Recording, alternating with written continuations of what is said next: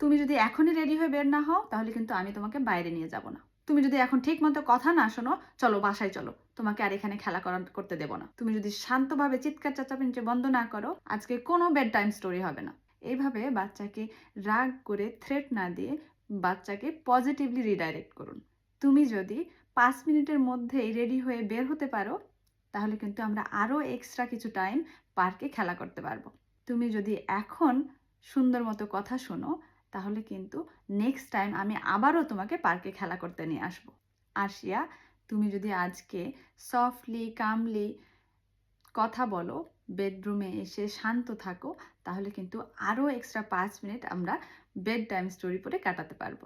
বাচ্চার সাথে পজিটিভলি কথা বললে খুব সহজে আমরা আবার রিকানেক্ট করতে পারি এবং তখন বাচ্চা খুব ইজিলি ইনফরমেশনটা প্রসেস করতে পারে এবং সেটা সুন্দরভাবে ফলো করতে পারে। সো চলুন এখন থেকে বাচ্চাকে পজিটিভলি রিডাইরেক্ট করি।